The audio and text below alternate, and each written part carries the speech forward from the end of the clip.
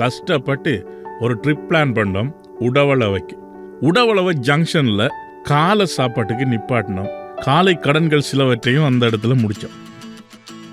இந்த நீங்கள் பார்த்துட்டு இருக்கிறது தான் உடவளவை நீர்த்தேக்கம். இதெல்லாம் தாண்டி தான் அப்படியே காட்டுக்குள்ளே போகணும். அப்படியே காட்டுக்குள்ளே என்ட்ராகிறோம். இதுதான் அந்த காட்டோட என்ட்ரன்ஸ். இந்த காட்டுக்குள்ளே என்டர் பண்ணுறதுக்கு முன்னுக்கு ஒரு ஆஃபீஸ் இருக்குது.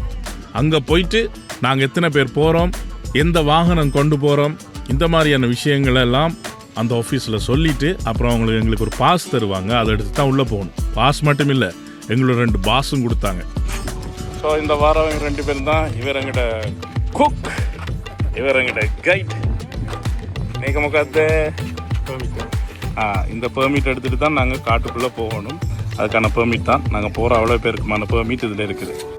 இந்த கவுண்டர் அப்படியே சுற்றி பார்த்தாலே யானைகள் காட்டுக்குள்ளே வந்து எங்களுக்கு இன்ஜர்டான இப்படியெல்லாம் மருந்து போடணும், ஒரு யானையோட வாழ்க்கை முறை எப்படி இருக்கும், இந்த மாதிரி யானைகளை பற்றி தான் அதிகமாக போட்டிருந்தாங்க.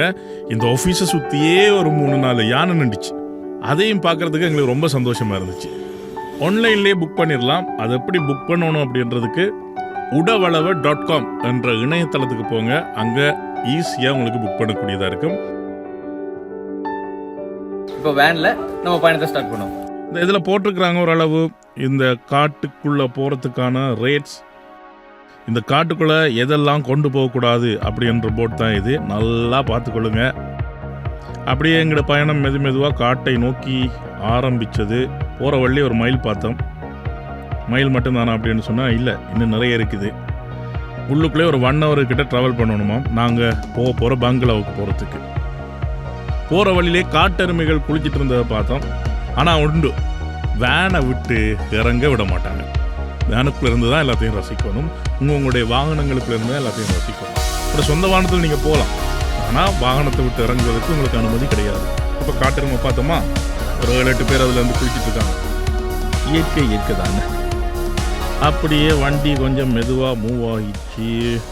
அப்படியே அந்த இடத்துல இருந்து காட்டெருமையெல்லாம் ரசித்து முடிச்சு எங்கள் வேன் காட்டை நோக்கி மீண்டும் புறப்பட்டது.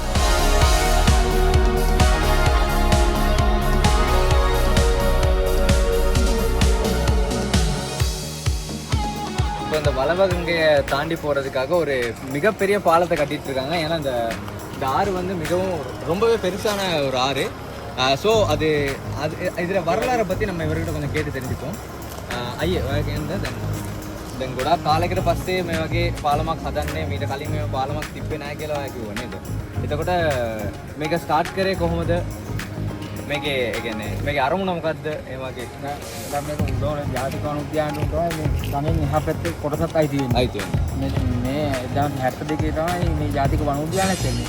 72 ඉඳලම මේ කොටස විතරෙන් ගඟෙන් මෙහා කොටස විතරයි අපි ඇවිද්දේ සෆාරි එහෙම කරේ.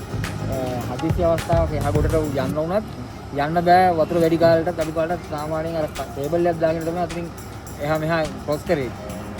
මේ පැත්තට කිලෝමීටර් 9ක් විතර වගේ බලංගොඩ ප්‍රදේශය තියෙන්නේ. ඒ ප්‍රදේශවල වලින් මේවට දඩයම් කරන්න, පතල් මැණික් හරන්න, ඒ වගේ එක අය අනවසරයෙන් ඇතුල් වෙනවා. ඒව අල්ලන්න, සෆාරි යන්න තේරෙන්න සියලු දෙනාට පහසුයි මේ கங்காரா பாலமாக இடிக்கிறீமா.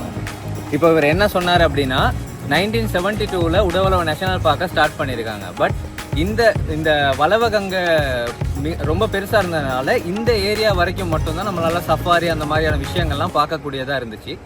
ஸோ அதனால என்ன பண்ணாங்க அப்படின்னா, அதுக்கு இந்த பக்கத்துக்கு இந்த ஆற்றை கடந்து இருக்க அடுத்த கரையிலையுமே வந்து உடவளவு நேஷனல் பார்க்குக்கு உட்பட்ட ஏரியா தான் இருக்குது. ஸோ அதனால அதை பார்க்கறதுக்காக, அது மட்டும் இல்லாமல் நிறைய வேட்டைக்காரர்கள் அந்த மாதிரியெல்லாம் வந்து இங்கே இருக்க மிருகங்கள் எல்லாம் தாக்குறது, அதோட ரொம்ப மழை பெஞ்சிச்சுன்னா இந்த இடத்துல போக முடியாது. ஏன்னா வெள்ளப்பெருக்கு அந்த மாதிரியான விஷயங்கள் நடக்கிறதுனால அந்த பக்கத்தை உங்களால் கண்காணிக்க முடியாத ஒரு சூழ்நிலை வந்துச்சு. அதனால இவங்க வந்து இந்த பாலத்தை ஸ்டார்ட் பண்ணியிருக்காங்க. அது மட்டும் இல்லாமல் நீங்கள் அங்கே பார்த்தீங்கன்னா அங்கே வந்து ஒரு பழைய போட் மாதிரி ஒன்று இருக்குது. போட்டில்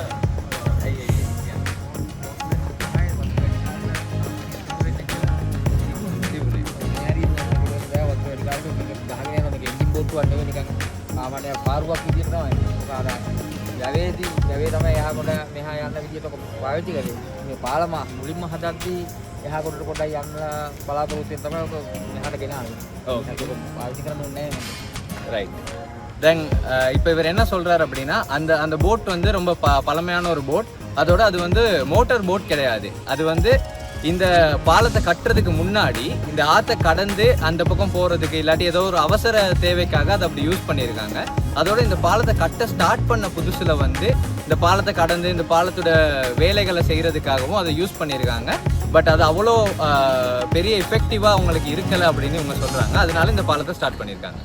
எல்லாம் முடிச்சு பாலத்தையும் தாண்டி நாங்கள் இப்போ போக வேண்டிய இடத்துக்கு இடையில் பார்த்தா யுத்த தண்டி என்ற மாதிரி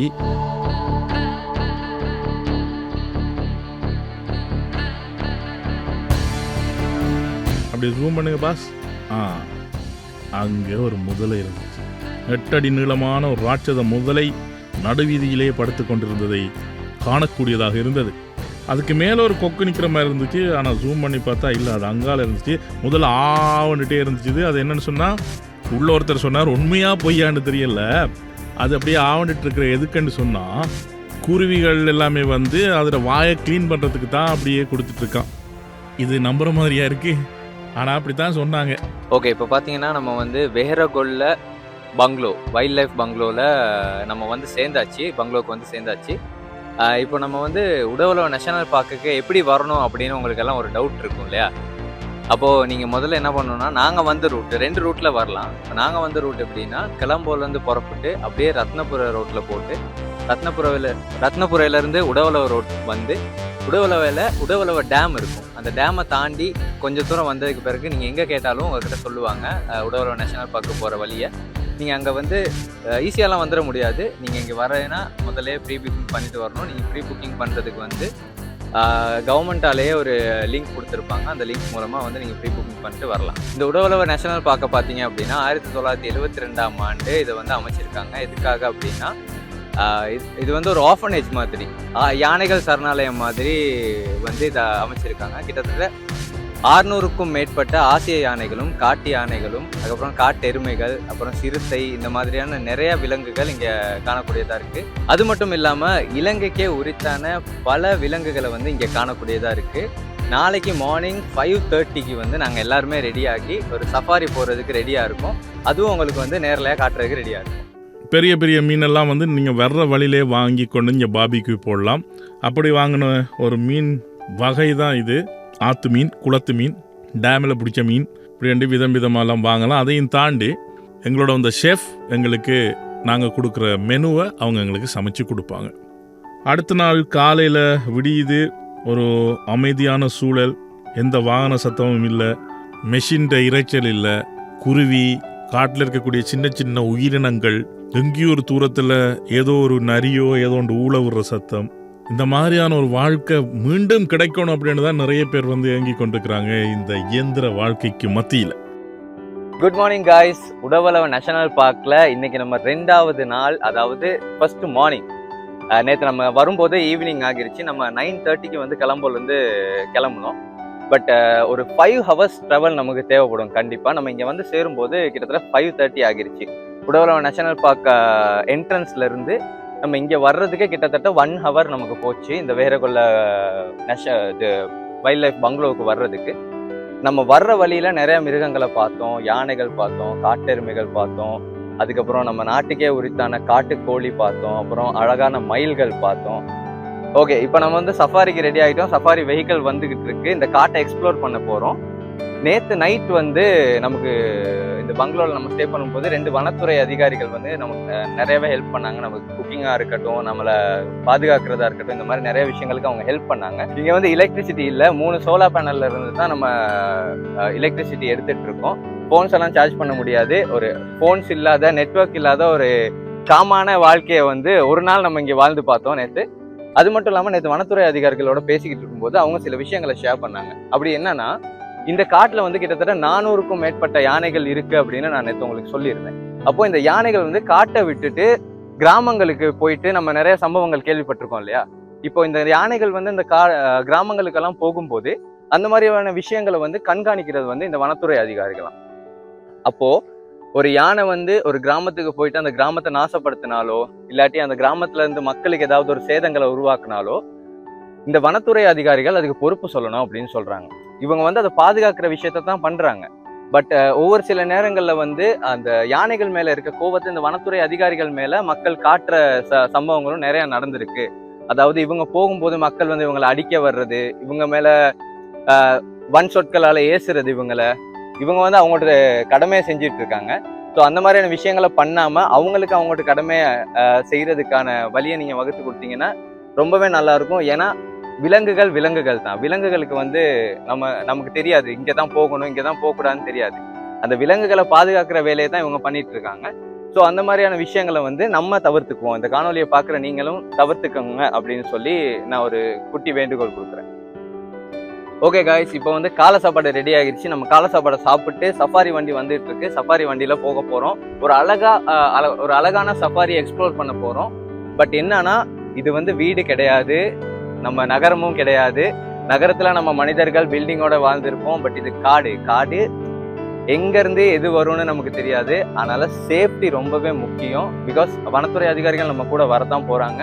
அவங்க சொல் பேச்சு கேட்டு நம்ம நடந்துக்கணும். அவங்க சொல் மீறி காட்டுக்குள்ள நம்ம எக்ஸ்ப்ளோர் பண்ண போறோம் அந்த மாதிரியான விஷயங்களுக்கெல்லாம் போனீங்கன்னா இங்க என்ன இருக்குன்னு நமக்கே தெரியாது. நம்ம நேற்று வரும்போது ஒரு கொடூரமான முதலே கண்டோம் அப்படின்னு சொன்னோம். அது மட்டும் இல்லாம காட்டு யானைகள் இருக்கு, அது மட்டும் இல்லாம காட்டு எருமைகள், இந்த மாதிரியான நிறைய பயங்கரமான விஷயங்கள் இருக்கு. அது மட்டும் இல்லாம கொடூரமான பாம்புகள், கிட்டத்தட்ட 5 வகைக்கும் மேலான பாம்புகளை இவங்க பார்த்துருக்காங்கன்னு சொல்றாங்க. பட் இது ஒரு காடு, அதனால எத்தனை வகையான பாம்புகள் இருக்குன்னு நமக்கு தெரியாது. பாம்புகள் எங்க இருக்குன்னு தெரியாது. முக்கியமா சிறுத்தை புலிகள் நடமாடும் இடம்னு இதை சொல்றாங்க. ஏன்னா சிறுத்தை புலிகள் வந்து வேட்டையாடுற டைம் எல்லாம் இருக்கும். அதனால அந்த நேரத்துல நம்ம மாட்டணும் அப்படின்னா அந்த நேரத்துல அதுங்க நம்மளையும் தன்னோட உணவா மாத்திக்கிட்டு போயிடும். அதனால இப்ப நம்ம உணவு எடுக்க போறோம். அதுங்களுக்கு உணவாகாம இந்த காட்டை எக்ஸ்ப்ளோர் பண்ணிட்டு ஹாப்பியா இங்க இருந்து வெளியில போகணும், என்ஜாய் பண்ணிட்டு போகணும். வாங்க சாப்பிடலாம். இந்த வந்துச்சுது எங்க சஃபாரி வண்டி. ஆனால் வண்டி வாரேன்னு சொல்லி கொஞ்சம் லேட் ஆகிட்டாங்க. இந்த வண்டி, சாப்பாடு, தங்குற இடம் இதெல்லாமே வந்து அந்த பேக்கேஜில் இருக்குது. நீங்கள் அந்த கவர்மெண்ட் வெப்சைட்டில் போய் பார்த்தீங்கன்னா தெரியும். சஃபாரியில் எங்களுடைய பயணம் ஆரம்பிக்குது. இதோ வாங்க போகலாம். காலையில் சூரிய உதயத்தோட அப்படியே முகத்துல எல்லாம் காற்று படுற மாதிரியான ஒரு பயணம். எவ்வளோ ஆனந்தமாக இருக்குது. ஆஹா, யானையை தேடி மிருகங்களை தேடி தான் அந்த பயணம் இருக்கும். பொதுவாக அது எங்களுக்கு அந்த காலையிலேயே காண கிடைச்சது சந்தோஷம். அதுக்கிடையில் இங்கே பாருங்க, இதுதான் எங்களுடைய இலங்கையின் தேசிய பறவை காட்டுக்கோழி. அந்த தெரிகிறாரு பாருங்க, யானையர் தன் குட்டியோட நிற்கிறார். எவ்வளோ அழகாக வந்து இந்த புல்லை பிடுங்கி அதை க்ளீன் பண்ணி போட்டு தான் சாப்பிடுவார். அவர் செய்கிறத அப்படியே அங்கால குட்டியும் செய்கிறாங்க பாருங்களேன். காலையில் எழும்பி இந்த மாதிரியான காட்சிகளெல்லாம் பார்க்கும்போது எவ்வளவு டிப்ரெஷன், ஸ்ட்ரெஸ், மன அழுத்தங்கள் எது இருந்தாலும் அப்படியே பறந்து போயிடும். காடு தாங்க. இந்த பாருங்க,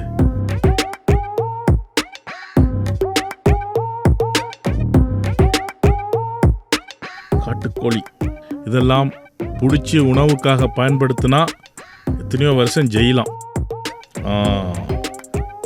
ஒருத்தன் வெளியே வாரான், மெதுவாக பதுங்குறாரு. அப்படி இவரை தாண்டி நாங்கள் போய் பார்த்தது ஒரு பெரிய யானை கூட்டத்தை.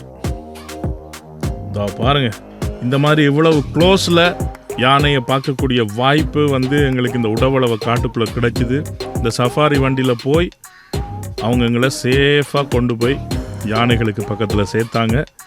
இவங்களை எவ்வளோ அழகாக இந்த புல்லை பிடுங்கி அதை காலால் தட்டி பிடுங்கி அதை தும்பிக்கையால் எடுத்து துப்புரவு செய்து தான் சாப்பிட்றாங்க. ஆனாலும் சில யானைகளை பார்க்கும்போது பாவமாக இருந்துச்சு. ரொம்ப மெலிஞ்சு போயிருக்குதோ, சரியான சாப்பாடு கிடைக்குது இல்லையோ இந்த காட்டுக்குள்ளே அப்படின்ற மாதிரி எங்களுக்கும் கொஞ்சம் கவலையாக இருந்துச்சு. இப்போ நாங்கள் வந்து சஃபாரி வந்திருக்கோம். ஒரு யானை கூட்டத்துக்கு நடுவில் நிப்பாட்டி வச்சுருக்கோம்.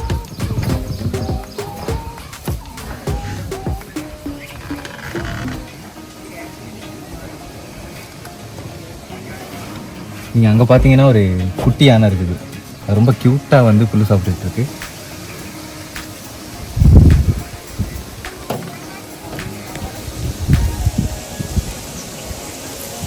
இவ்வளோ பக்கத்தில் இருக்கோன்னு சொல்லி இந்த யானைகள் ஆபத்து இல்லைன்னு சொல்லிட முடியாது. ஏன்னா இதுங்க எப்போ புலம்புன்னு இதுங்களுக்கே தெரியாது. நம்ம கேட்ட வரைக்கும் வந்து இது வரைக்கும் கிட்டத்தட்ட 5-6 சஃபாரி வெஹிக்கிள்ஸை வந்து இது விரட்டி இருக்குது அப்படின்லாம் சொல்லியிருக்காங்க. அதனால எப்பயுமே ரொம்ப சேஃப்டியாக இருக்கணும், யானைகள்கிட்ட விளையாடக்கூடாது. காட்டு விலங்கெல்லாம் கொளுத்தால் தான் மதிப்புன்னு சொல்லுவாங்க. ஆனால் அவங்க கொளுத்தது கொஞ்சம் போதாமல் இருக்கிற மாதிரி இருக்குது. டயட்டில் இருக்காங்க போல இருக்கு. திட்டுதோ தெரியல, வந்துட்டாங்க காலையிலேயே. அட சாப்பிட்றது எவ்வளோ நேரம் தாண்டா பார்த்துட்டு இருப்பீங்க, போங்கடா அப்படின்றது தான் அந்த யானையோட மைண்ட் வாய்ஸாக இருக்குன்னு நான் நினைக்கிறேன்.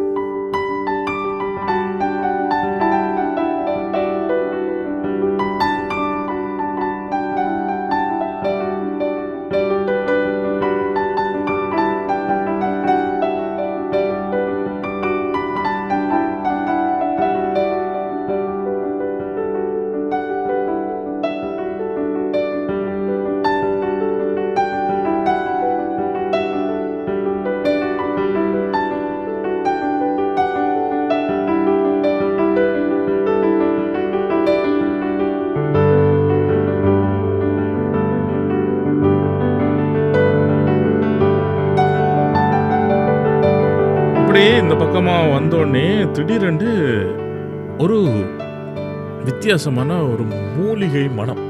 என்னடா இது, இந்த மனம் வந்து கொஞ்சம் வித்தியாசமாக இருக்குதே நமக்கு அப்படின்னு தான் அந்த டிரைவர் அண்ணா சொன்னார். அந்த சஃபாரி ஓட்டி வந்த டிரைவர் அண்ணா, இல்லை இது ஒரு வித்தியாசமான நேரம், இது ஒரு சிக்னல் கொடுக்குது. அதாவது பெண் யானை வந்து ஆண் யானைக்கு தாங்க 2 பேரும் ஒன்று சேர்றதுக்கான அந்த சிக்னல் கொடுக்குறாங்களாம். அந்த சிக்னல் தானா இந்த மனம். இந்த மனத்தை வச்சு தான் அவங்க ரெடியாக இருக்கிறாங்கன்னு சொல்லி இப்போ ஆண் அவங்கள தேடி போகிறார். இந்த போகிறாரே இவர் தான் ஆண் யானை. எப்படி உயரமாக இருக்குன்னு பாருங்கண்ணே. தலைவன் ரெடி ஆகிட்டான், இருடி வாரன்ட்டு போகிறாரு. ஆனால் உண்டு, இதே அந்த அண்ணா தான் சொன்னார், யானை அதுக்கு முன்னுக்கு எங்கேயாவது நீர்நிலையை கண்டிச்சுன்னு சொன்னால் சின்னதாக வாஷ் பண்ணிட்டு தான் போகிறான். எப்படி ஷவரிங், தலைவர் இறங்கிட்டான்.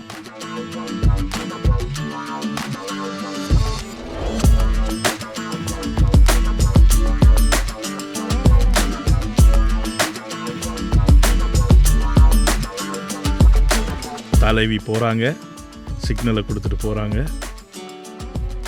அப்புறமா தலைவன் பின்னால் போகிறான். 2 யானைகளை சேர்த்து வச்ச சந்தோஷத்தில் அப்படியே அந்த காட்டை விட்டு நாங்கள் மெதுவாக ஊருக்குள்ளே போக வலிக்கிட்டோம். பாய் சொல்லுவோம். பாய் பாய் பாய் பாய். இதான் அந்த உடவளவை நீர்த்தேக்கம். இந்த பாதையே இவ்வளோ அழகாக இருக்குது. இந்த பயணம் முடிஞ்ச ஒரு சோகம் இருக்கும் இல்லையா, அந்த சோகம் வந்து இந்த மாதிரியான அந்த இயற்கையெல்லாம் பார்க்கும்போது அந்த இடத்துல காட்டலை. கொஞ்சம் கொஞ்சமாக நகருக்குள்ளே வரத்தான், ஐயோ மிஸ் பண்ணுறமே, சூப்பராக இருந்தது, இன்னும் 2 நாள் இருந்திருக்கலாமே அப்படின்லாம் தோணும். ரொம்ப அழகான ஒரு பயணமாக இருந்துச்சு, ரொம்ப அழகான ஒரு எக்ஸ்பீரியன்ஸாக இருந்துச்சு. 2 பக்கமும் இயற்கை, ஒரு பக்கம் நீர், ஒரு பக்கம் அழகான மரங்கள், காடு, இப்படி 2ஐயும் பார்க்கக்கூடிய அந்த எக்ஸ்பீரியன்ஸ் உங்களுக்கு கிடைக்கணும்னா நீங்களும் உடவளவைக்கு வந்து என்ஜாய் பண்ணிட்டு போங்க.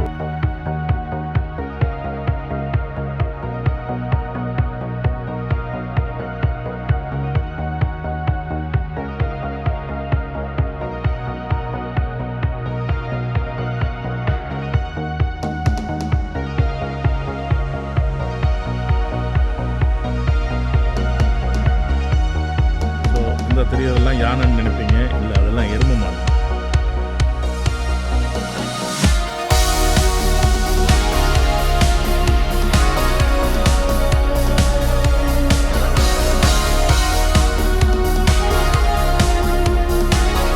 உதவளவு நேஷனல் பார்க்கில் வந்து சஃபாரியை முடிச்சாச்சு. சஃபாரியை முடிச்சுட்டு வெளியில் வரும்போது அவங்ககிட்ட கேட்டால் இங்கே வந்து குளிச்சுட்டு போகிறதுக்கு ஏதாவது ஒரு இடம் இருக்கா அப்படின்னு சொல்லி அவங்க வந்து கட்டுப்பில வெவ அப்படின்ற இடத்த வந்து எங்களுக்கு சஜஸ்ட் பண்ணாங்க. இப்போ அந்த இடத்துல தான் நாங்கள் இருக்கோம். இது வந்து விடுமுறை காலம்னால வந்து இங்கே நிறையா பேர் வந்து குளிச்சுட்டு இருக்காங்க. அது மட்டும் இல்லாமல் இதை சுற்றி வந்து நிறைய கடைகள், அதோட வந்து சமைக்கிறதுக்கு இடம், அந்த மாதிரி என்ஜாய்மெண்ட்டுக்கான ஒரு இடமா இது இருக்குது. இங்கே உடவளவு நேஷனல் பார்க் பார்க்க வர்றவங்க கண்டிப்பாக இங்கே வந்து இதையும் என்ஜாய் பண்ணிட்டு போகணும். அது மட்டும் இல்லை, சேஃப்டி முக்கியம். நீங்கள் தண்ணியில் இறங்கினா பரவாயில்ல, உங்களுக்கு ஆழம் வந்து இந்த அளவுக்கு தான் இருக்கும். பட் இருந்தாலும் சேஃப்டியா இருங்க, சேஃப்டியா என்ஜாய் பண்ணிட்டு போங்க. கொழும்புக்கு கிட்ட வரும்போது ஒரு கடையில் நிப்பாட்டி நல்ல சுட சுட ரொட்டியும் இஞ்சி பிளேண்டியும் குடிச்சிட்டு சின்ன கவலையோட பெரிய எக்ஸ்பீரியன்ஸோட வீடுகளுக்கு போய் சேர்ந்தோம். இன்னும் எங்கேயாவது ஒரு பயணம் போகும்போது மீண்டும் சந்திக்கலாம். நன்றி, வணக்கம்.